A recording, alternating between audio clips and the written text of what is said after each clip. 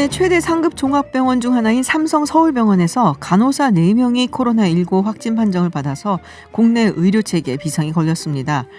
이런 가운데 교육부는 내일 고3 등교를 하루 앞두고 오늘부터 24시간 가동되는 등교 수업 비상 상황실 운영에 들어갔습니다. 긴급재난지원금으로 인해 소고기집, 또 미용실이 붐비고요. 또 편의점, 동네 음식점 매출이 늘었다는 보도가 잇따르고 있는데요. 잠시 후 서울타임즈에서 전해드리겠습니다. 김지윤의 이브닝쇼 시작합니다. 네, 서울타임즈 시간입니다. 오마이뉴스 박정호 기자 그리고 프레시안의 곽재훈 기자와 함께합니다. 어서 오세요. 안녕하십니까. 안녕하세요. 네, 유튜브 TBS FM 들어오시면요. 보이는 라디오로도 함께하실 수 있습니다. 자, 이게 제일 큰 뉴스예요. 내일부터 고3 등교 시작이고 이제 또 일주일 후에는 또 다른 학년들이 등교를 하는데 네, 좀 여전히 불안하긴 합니다. 학부모들이. 자, 그렇습니다. 지금 뭐 정부에서는 어떤 이야기들이 나오고 있나요? 예, 오늘 정세균 총리도 그렇고 유은혜 부총리가 잇따라 얘기를 했어요. 네. 그러니까 학부모들의 불안감을 잠재우기 위한 발언을 했는데요. 정세균 국무총리는 오늘 국무회의 모두 발언에서 현재 지역 감염 상황은 방역망이 감당할 수 있는 수준이다라고 얘기를 했고요. 정부와 학교, 가정이 힘을 합치면 안전한 등교 수업이 가능하다라고 강조를 했습니다. 그 유은혜 부총리 겸 교육부 장관은 코로나19 상황이 언제 종식될지 알 수 없고 가을 대유행이 언급되는 상황에서 이 45만 명이 되는 고3 학생들의 상급 학교 진학, 그러니까 대학 가는 문제, 그 사회 직업 진출의 길을 무한적 유보할 수 없다라고 얘기를 했어요. 그러니까 어쩔 수 없는 부분이 있다라는 걸 강조한 거죠. 이게 엔데믹이라고 얘기를 하잖아요. 네. 이게 뭐 팬데믹으로 한번 이게 흘렀다가 가는 게 아니라 계속될 수 있을 것이다라는 예측들이 나오고 있고, 그래서 또 날씨가 쌀쌀해지면 또 올 것이다 이런 말들이 있어서 만약에 그러면 9월에 다시 또 이렇게 창궐하게 되면은 그때는 정말 걷잡을 수 없으니까 학교를 이제 네. 계속 못 가는 거죠. 그렇죠. 네. 1년을 그냥 못 가게 될 수도 있는 그런 상황이라서 아마 조금 결심을 한 것 같다는 생각이 듭니다. 근데 그것도 좀 불안하기는 한데 학부모들이 일단은 한번 고3들 가는 거 보고 그리고 이제 다음 주부터 또 순차적으로 다른 학년들도 갈 것 같아요. 뭐 여러 가지 지침이 내려왔을 것 같아요. 뭐 손도 씻고 뭐 이런 거 기본적인 거는 이제 네. 당연하고 그 외에 또 여러 가지 좀 체크하라고 저 사실은 문자를 받았거든요. 제가 예. 뭐 많더라고요. 보니까 네. 이제 가장 중요한 것 중에 하나가 이 사전 자가 진단 항목일 텐데요. 이제 그거를 학부모님들이 학생들이 할 수 있도록 학부모님들이 같이 신경을 좀 써주셔야 되고요. 오늘 교육부에서 이제 이은혜 장관 그 사회부총리가 이 교육부 지침을 발표를 했는데 우선 고3은 매일 등교를 원칙으로 하되 과밀학급은 특별시를 적극적으로 활용하고 분반 수업 등 여러 가지 방법을 활용하도록 할 것이다 이렇게 얘기했고요. 고3 이하의 학년은 격주, 격일, 주 1회 이상 등교 등의 방식으로 등교 학생 밀집도를 최소화할 것이라고 밝혔습니다. 또 교육부는 학교 내에서 코로나 의심 증상자가 발생하거나 확진자가 발생할 경우 매뉴얼에 따라서 학교 교육청, 교육부가 즉각 대응하고 전국 소방서에서 이 전담 구급대가 즉시 출동해서 환자 이동을 지원하는 원스톱 지원 서비스가 실시될 계획이라고 강조했습니다. 또 이제 학부모와 학생 또 각급 학교에 당부하기를 등교 전에 건강 자가 진단 요걸 제출해달라는 점을 강조를 했고 또 몸이 아플 때는 등교하지 마라. 그리고 등교하면 책상을 닦고 교실 창문을 열어서 환기를 시켜라. 또 학교 안에서 생활할 때는 식사 시간 외에는 마스크를 착용해라. 그리고 손을 30초 이상 씻고 몸에 이상 증상이 느껴지면 보건교사나 교사에게 즉시 이제 그 몸이 안 좋다는 말씀을 드려라. 7가지 수칙을 반드시 지켜달라고 당부했습니다. 네. 이걸 잘 지키면은 뭐 환자가 안 나올 수도 있을 것 같은데. 저는 저희 아들 너무 사랑할 것 같아요. 이거 잘 지키면 책상 닦고 네. 뭐 환기 씻고 뭐 이런 거. 이거 좀 알려주시죠 오늘 집에 네. 가셔가지고. 근데 이제 조사 같은 걸 하는 경우도 있더라고요. 보니까 어떤 식으로 이러면은 뭐 학교에 아이들이 오게 하나 뭐 아니면 뭐 오전반 오후반 안 올까 아니면은 뭐 격리를 네. 할까 이런 것들을 좀 설문조사를 학부모들 대상으로 하고 있는 것 같더라고요. 그리고 이 등교를 한다고 하니까요. 네. 학교 앞에 계신 상인분들도 좋아한다고 하더라고요.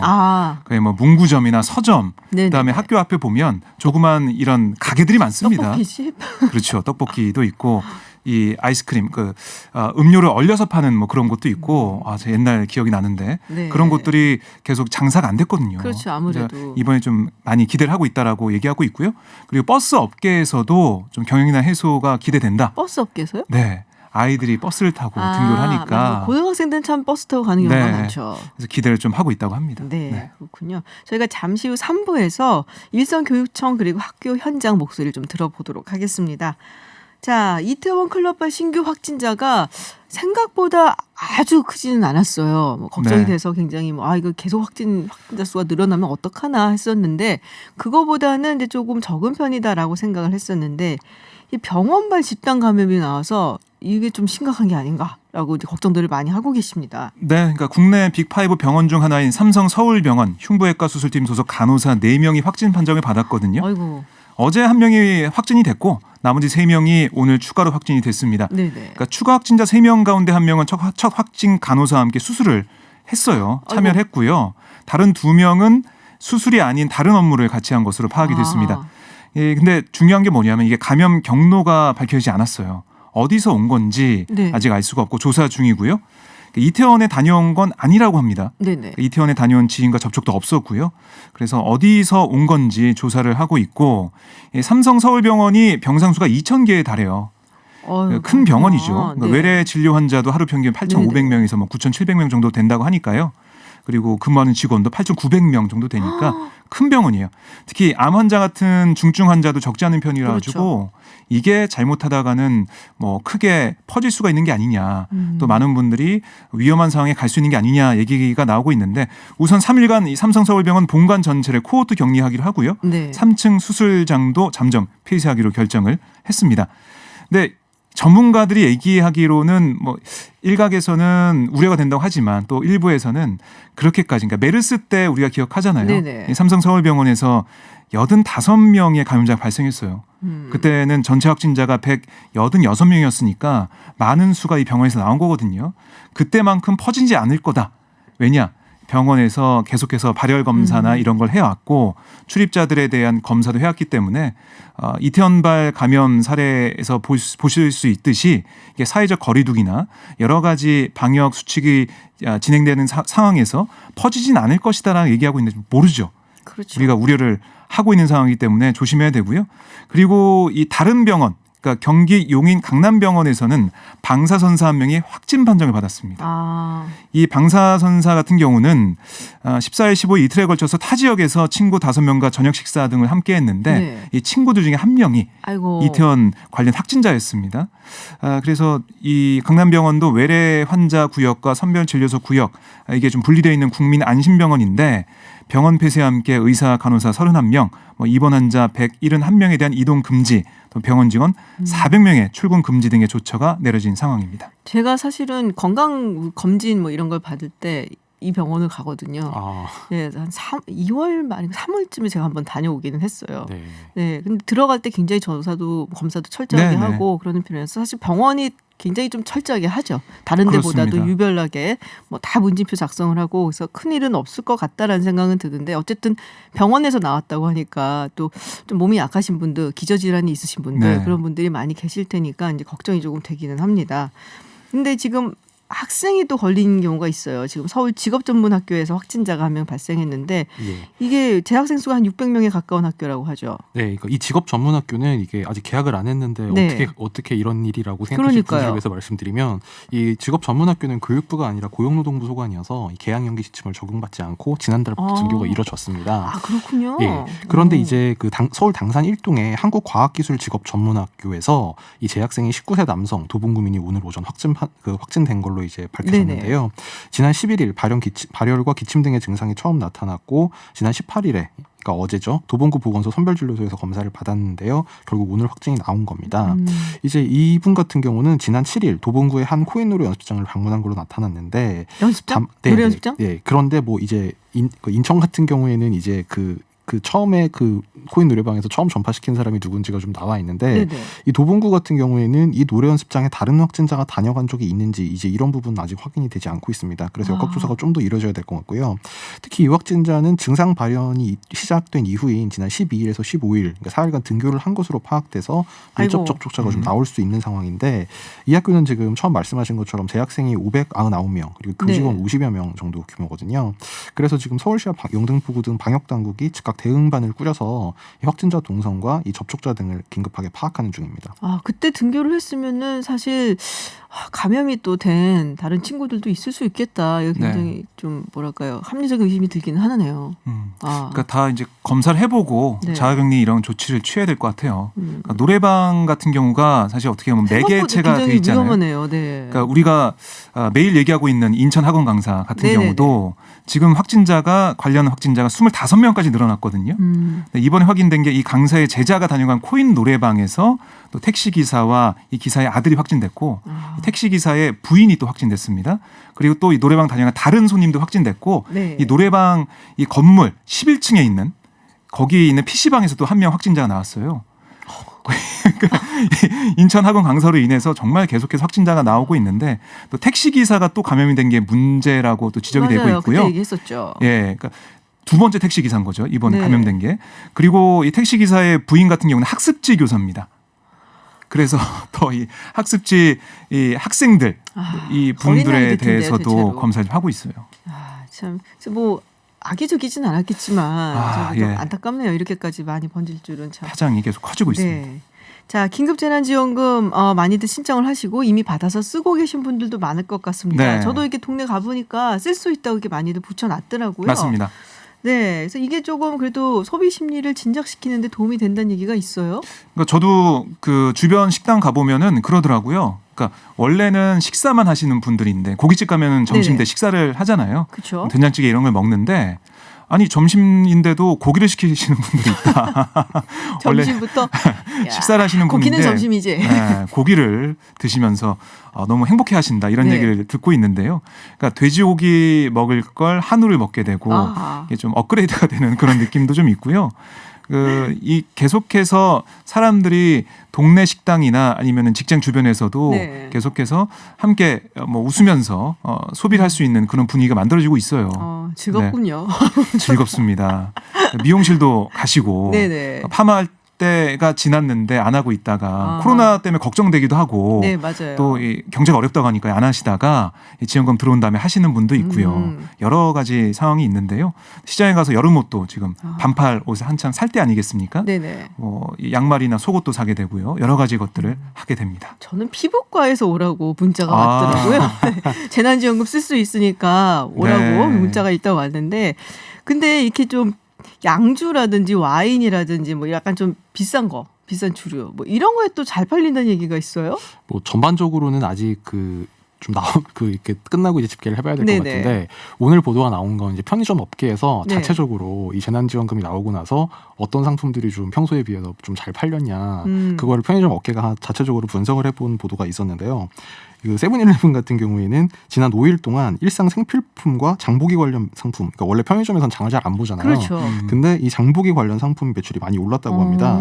이제 비교적 고가 제품 중에는 남성용 면도기가 45.2%, 남성 화장품이 48.1% 매출이 늘었다고 하고요. 네. 또 좀 고가에 속하는 뭐 수입 아이스크림 같은 경우도 20% 넘게 늘었고 이제 주류 전체도 7.5% 증가한 가운데 와인과 양주가 각각 17.2%, 10.8% 이렇게 올랐다고 합니다. 이게 세븐일레븐 체인에 이제 네네네. 오른 거고요. 이제 GS 그 편의점 같은 경우에는 이제 바디 세정용품, 뭐 헤어 제품 이런 게 3배 넘게 증가가 있다고 하고. 3배 넘게. 네. 우와. 그리고 골프와 캠핑 뭐 이런 스포츠 용품도 110%가 넘게 올라갔고. 비싼 걸 사시네요. 여기서도 역시 장보기 관련 이제 국산 과일, 돼지고기, 소고기, 양곡 이런 거를 GS25 체인에서 편의점 네. GS 그렇군요. 그러니까 이게 대형마트에서 못 쓰니까요. 맞아요. 편의점에서 쓰는 그런 게 있는 거고요. 제가 생각할 때는 이게 동네에 보면은 중소규모의 마트가 있습니다. 또 네, 맞아요. 동네 가게나 네. 마트가 있기 네. 때문에 거기서 좀 구입하시면 어떨까라는 생각이 드네요. 그리고 CU에서도 보면 이게 뭐 과일, 채소, 식재료 매출이 14에서 16%, 또 와인 매출이 23.3%가 증가했어요. 와인이 이렇게 많이 늘어나고 있는 게 약간 네. 그런 거 있잖아요. 그러니까 좀 편의점이 약간 좀 비싸다라고 생각들을 하고 그래서 맛들 많이 가시는데 이게 이제 또 내 돈 주고 사긴 그렇지만 네. 또 이렇게 좀 얻은 돈 갖고 쓰기거나 아니면 선물을 받거나 하기에는 좀 쓰고 싶은 뭐 이런 그렇죠. 것들은 또 사는 것 같아요. 네, 선물할 수도 있고요. 뭐 사셨어요? 저는 그 지난 일요일에 어린이대공원 갔었거든요. 딸아이랑 어린이대공원? 네, 와이프랑 가서 오. 거기서 매점에서 뭐 사 먹고 점심 먹고 이렇게 했는데요. 뭐 이 딸아이가 뭐 사탕 사달라고 하는데 사탕을 우산 네네. 모양의 사탕을 사달라고 하는데 평소에는 안 사주거든요. 왜요? 좀 비싸기도 하고 아니 이 몸에 안 좋은 사탕을 그러니까 사주기 좀 평소에 안 그렇잖아요. 사주실 때는 몸에 안 좋으니까 안 된다라고 네. 했는데 지금은 사줄 수 있다 이번에는 재난지원금으로. 기분 좀 냈습니다. 네. 사탕. 사줬는데 짠하죠. 한 가지 맹점이 있어요. 근데 제가 세대주가 아니라서 카드가 맞아요. 아내 명의의 카드가 있기 때문에 네네. 일요일 이후에 아직까지 별다른 혜택을 제가 보지 못하고 있습니다. 그렇게 절대로 안 내주실 거예요. 아마 부모님께서. 네. 박재영 기자는 뭐. 저는 뭐 주로 서울에만 있으니까 그렇군요. 경기도 네. 걸로 써야 되는데. 주말에 써야 되는데. 주말에 집 근처 식당은 한번 갔었습니다. 그 정도네요. 그렇군요. 저는 빵집에서 썼습니다. 빵집. 네, 빵집에서 썼습니다. 그러니까 저희가 이제 얘기하면서도 웃음꽃을 피우게 되는 게 이게 즐겁네요. 정말 소비 심리에 또 우리 국민들의 힘을 내는데 도움이 많이 되는 것 같아요. 제가 서울을 말씀드린 게 저는 이제 집이 서울이 아니거든요. 그래서 그러니까. 자기 사는 광역단체에서 맞아요. 써야 되니까 광역단체 서울로 써야 출근하는 되죠. 직장인들 같은 경우에는 이제 집 근처가 아니면 쓸 일이 잘 없는 부인 것 쓰실 같아요. 거예요. 네. 부인 쓰실 거고요. 언제 우리 고기나 먹으러 한번 가죠. 네. 좋습니다. 네. 자, 윤미향 당선인에 대한 얘기가 계속 나오는데요. 통합당에서 국정조사 추진을 한다라는 얘기가 있었는데 또 안 한다라는 얘기가 있고 아직 결정된 바가 없다 그러고. 그게 그 하는 방향으로 정해졌는데 이제 정해졌어요. 그러니까 배현진 그 원내대변인이 이제 기자들하고 얘기하면서 약간 뭐 말실수 비슷하게 그 얘기를 좀 잘못한 거예요. 그래서 오늘 그 배현진 대변인이 오전에 이제 그런 뭐 마치 안 할 것처럼 얘기를 해가지고 맞아요. 기사가 나니까 오후에 그런 뜻이 아니었다라고 해명을 해가지고 그거는 그냥 해프닝이었고 통합당은 전체적으로는 이제 이 관련 국정조사를 추진한다는 걸 잠정적으로 정했습니다. 그러니까 아직 뭐 원내 전략으로 확정된 것까지는 아니지만 어쨌든 국정조사는 해야 되겠다. 이제 이런 방침이 이제 원내 지도부에서 나온 거고요. 뭐 다만 이걸 당장 뭐 내일 본회의부터 하자는 건 아니고 21대 국회로 넘어간 네네. 다음에 이제 원구성이 된 다음에 이제 할 걸로 이제 당에서 자체적으로 좀 그 원내 지도부 사이에선 좀 공감대가 있는 것 같습니다. 제가 취재한 바로도 그렇고 뭐 주호영 원내대표 본인도 이제 언론과의 전화 인터뷰에서 이제 그런 방침을 밝혔습니다. 미래한국당에서도 지금 TF가 하나 꾸려진다. 근데 그 TF를 이끄는 사람이 윤주영 당선인이죠. 윤봉길 의사의 손녀 되시는. 네, 윤주경 당선인. 맞습니다. 네. 근데 이제 통합당이 주장하는 이 국정조사가 이뤄지려면 이 현행 그 국정감사 및 조사법에 따르면 제적의원 4분의 1 이상이 일단 연설을 해가지고 국정조사 요구서를 일단 내야 됩니다. 네. 내고 나면 국회의장이 뭐 특위를 만들든지 아니면 상임위 중에 한 곳에다가 이 위원회에서 조사를 하세요라고 하면 그 위원회에서 조사 계획서를 만들어요. 그럼 그걸 본회의에 갖고 와가지고 그 과반에 의결을 해가지고 이제 계획서가 채택이 돼야 조사를 할 수 있는데 180석이 있는데요. 지금 그렇죠. 그러니까 지금 통합당이랑 한국당을 합쳐도 103석밖에 안 돼서 뭐 4분의 1이니까 75명이 해서 이제 요구서는 낼 수 있겠습니다만 이후 단계부터가 다 사실 첩첩이 막혀 있잖아요. 그러네요. 그리고 21대 국회에서 국회의장이 누군지도 아직 정해지지 않았으니까요. 그래서 뭐 일각에서는 이게 실제로 국정조사를 하려는 뭐 물론 이제 그런 의지도 있겠지만 이제 그거보다는 좀 여당을 좀 압박하려는 카드로 국정조사를 지금 좀 뭐랄까요 실제로 할 수 있는 시기보다 너무 빠르게 언급하고 나온 게 아니겠느냐 이런 얘기도 있습니다. 민주당 내에서는 어떤 분위기인지 약간 다른 목소리를 내는 의원들도 좀 있습니다. 뭐 박범계 의원도 있었고요. 또 그렇습니다.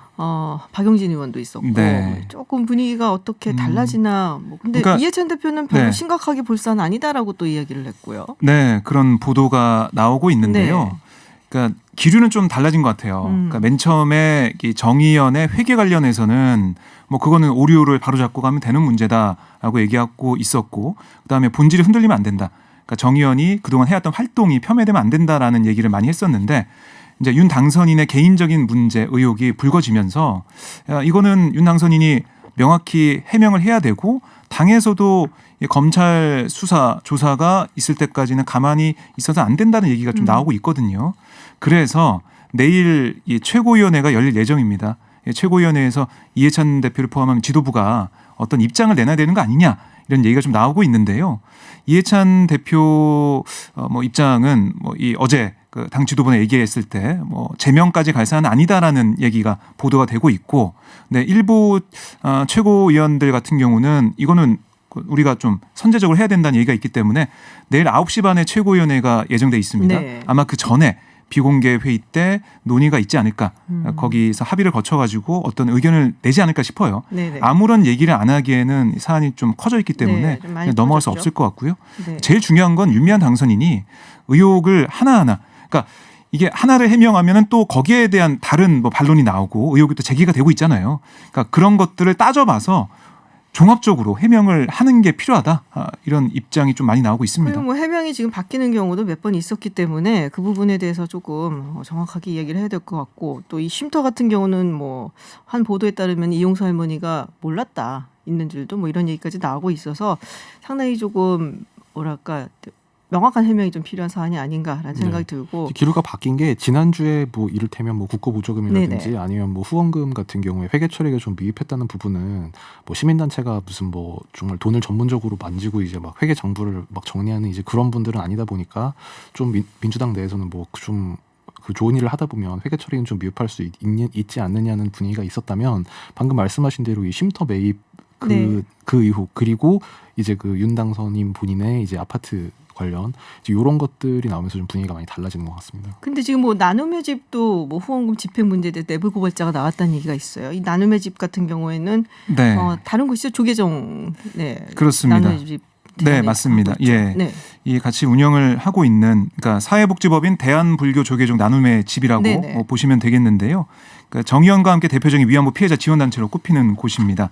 근데 이 나눔의 집이 거액의 후원금을 할머니들에게 사용하지 않고 뭐 부동산과 현금 자산을 보유해서 뭐 향후 노인 요양 사업에 사용한다고 한다. 그게 이제 내부 고발의 요지예요.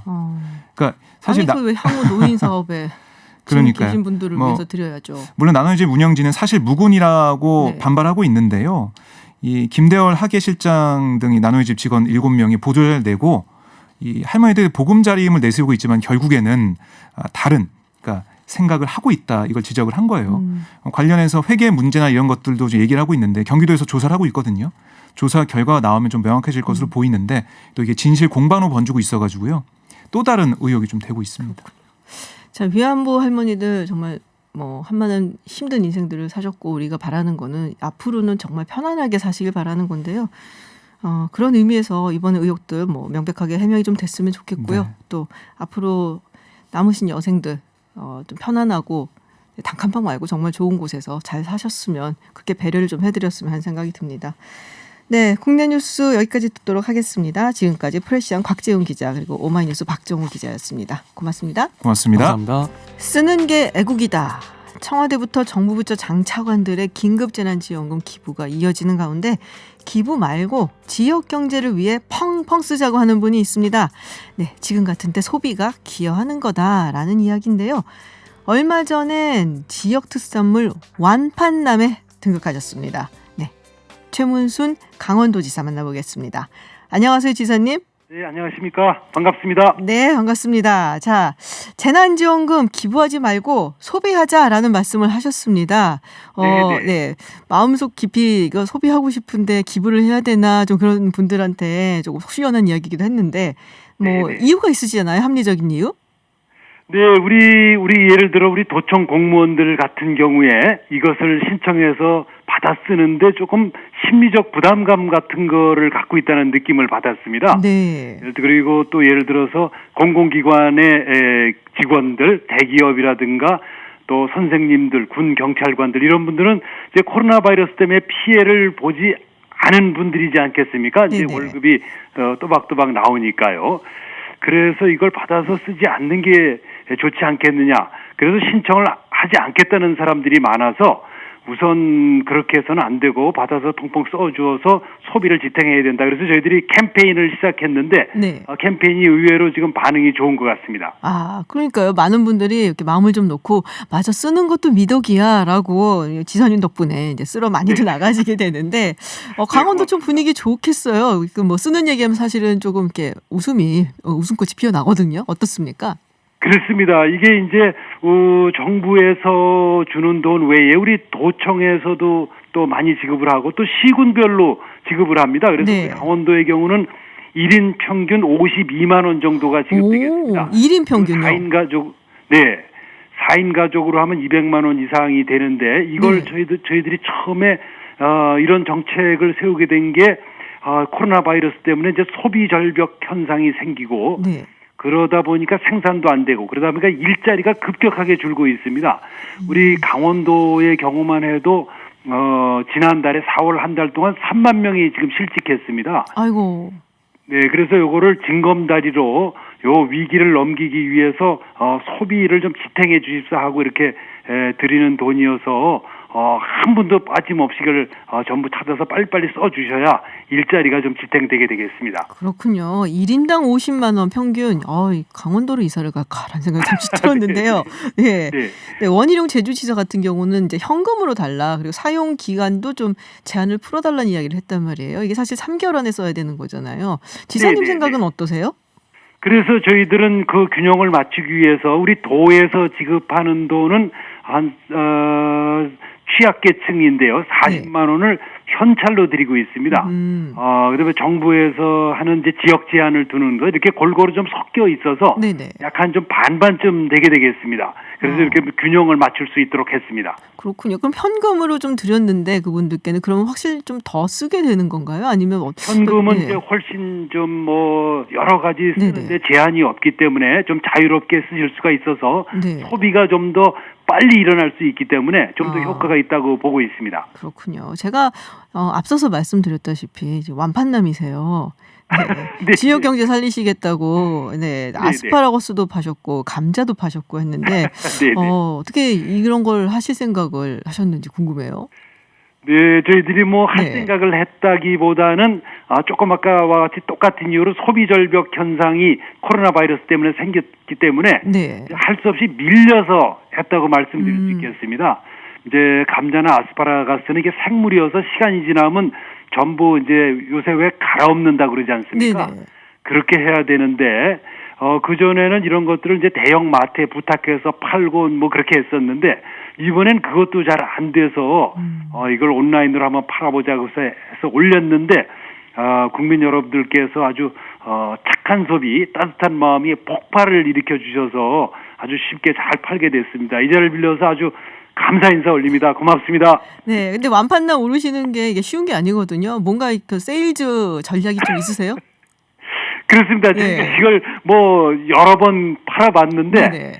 그때마다 굉장히 힘들었습니다. 다 팔지도 못했고요. 네. 근데 이제 이번에는 뭐 그때와 달라진 거는 거의 없는데 국민 여러분들께서 우리 뭐 강원도뿐만 아니라 농민 여러분들의 그 아픔과 고통을 아주 잘 헤아려 주셨기 때문에 이런 일이 일어났다고 생각하고 있습니다. 아, 그렇군요. 그전에도 한번 했었는데 그때보다 오히려 이번에 더 잘 팔려서 완판 네네. 등극을 하셨다. 그래서 다음엔 뭘 파실까 저도 생각을 좀 해봤거든요. 이제 여름도 좀 다가오고 그러면 옥수수 뭐 이런 거 되지 않을까 싶은데 뭐 계획 있으세요? 네네.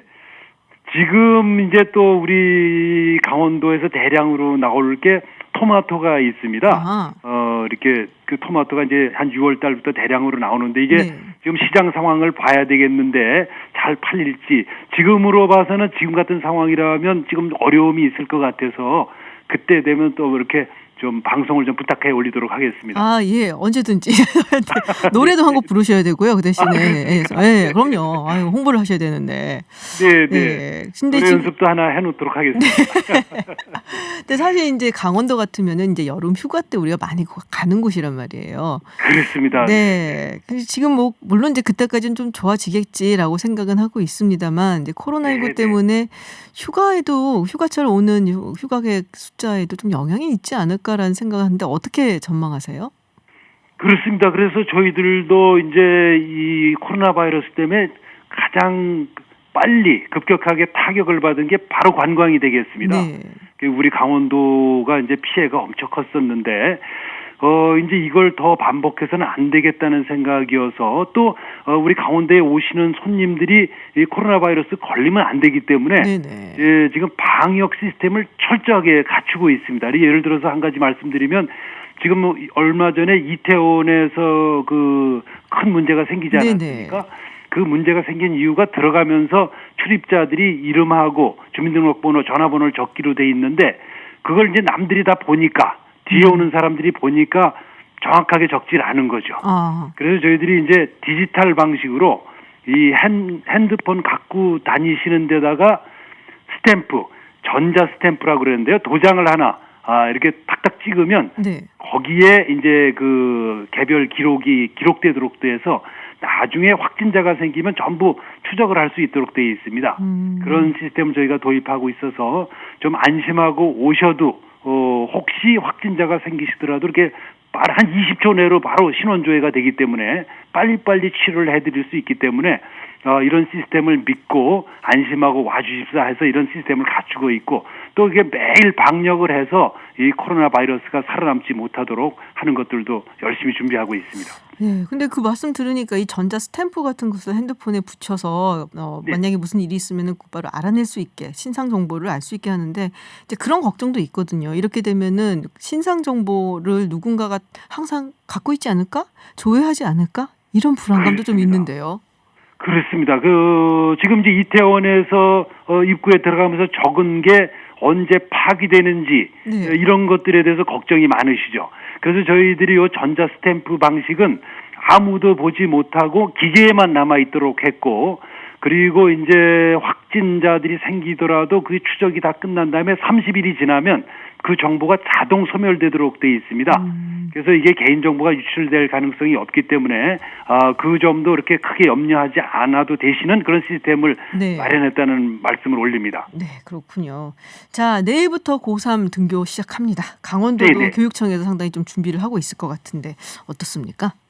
그렇습니다. 이제 저희들도 학생들이 등교하는 시점이 경제도 어느 정도 정상화되는 시점이라고 보기 때문에 저희들도 준비를 많이 하고 있고, 만약 학생들이 등교했는데 거기서 확진자가 나온다거나 이러면 아주 큰 낭패고 다시 원위치 되기 때문에 저희들도 아까 드나드는 사람들서부터 생활 거리라든지 이런 것들 아주 철저히 지키도록 만반의 준비를 하고 있습니다. 그렇군요. 철저히 준비를 하고 계시니까 제가 마지막이 아니지만 하나 여쭤볼게요. 네네. 여름에 저 강원도 가도 될까요? 가족들과? 꼭 오시기 바랍니다. 안심하고 가도 되는 아까 거죠? 말씀드린 대로 네. 청정 강원 우리가 프로그램들을 여러 가지 운영하고 있기 때문에 네네. 우선 꼭 오시고 혹시나 확진자가 되시더라도 네? 치료할 수 있도록 네. 시스템을 만들고 그런 일이 없도록 저희들이 청정 강원을 철저하게 유지하도록 하겠습니다. 네, 저도 청정한 몸으로 가도록 하고요. 네. 네, 마지막으로 한 질문 드릴게요. 네네. 이건 좀 다른 얘기인데 이 동해북부선 수진 사업 예타 면제 결정이 났고, 그리고 이제 좀 네. 속도가 붙지 않을까. 이게 이제 고성 제진역에서 강릉까지 연결을 하잖아요. 그렇습니다. 네, 이제 도차원에서 계획이 있을 것도 같은데 사실 이게 남북철도 사업하고 굉장히 밀접하게 연관이 있고, 그렇다 보면은 이제 남북 관계도 연관이 있는데 이 고성 제진역에서 이제 강릉까지 연결을 하는 걸로 얼마나 경제성이 있을까요? 네, 우선은 이제 저희들이 한 2조 8천억 정도가 되는 네네. 철도인데요. 지금 한 100km 정도가 되고 내년 말이면 착공이 되도록 돼 있습니다. 네네. 근데 이게 이제 이미 부산에서부터 삼척까지 철도가 올라와 있습니다. 네네. 연결이 돼서 북한의 철도하고 연결되면 베를린까지 120만 원 요금으로 단번에 갈 수 있는 그런 철도가 되기 때문에 경제성은 충분히 있을 걸 봅니다. 다만 이게 남북 관계가 빨리 풀려야 되는데 지금 정부에서도 북쪽에서 화답을 기대하고 이걸 진행하고 있기 때문에 빨리 북한에서 좀 응답을 해주기를 바라는 바람을 이 자리를 빌어서 다시 말씀 올립니다. 그러니까 이게 이제 사실 남북 관계가 좀 많이 풀려야지 그야말로 경제성이 있고 좋은 그러니까는 의미도 있고 또 경제성이 있고 또 관광 사업에도 이용이 되는 이제 그런 시스템으로 자리가 잡을 것 같은데 그런 부분이 좀 아쉽다라는 생각이 좀 듭니다. 네, 도지사님 이렇게 말씀 나누다 보니까 비타민 같으세요.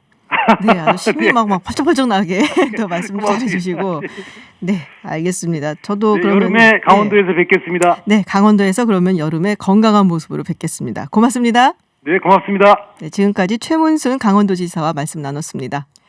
잠시 후 3부에서는 하루 앞으로 다가온 초중고 등교 수업과 관련해 이재정 경기교육감 그리고 서울 여의도고등학교 교장선생님 연결해서 등교 준비 상황 알아보겠습니다. 그리고 4부에서는 정의당 대표를 지냈던 천호선 노무현재단 이사와 함께 진보의 길을 묻는다라는 주제로 진보 정당이 안고 있는 과제와 미래 짚어보겠습니다. 저는 잠시 후 7시 김지윤의 픽으로 돌아오겠습니다.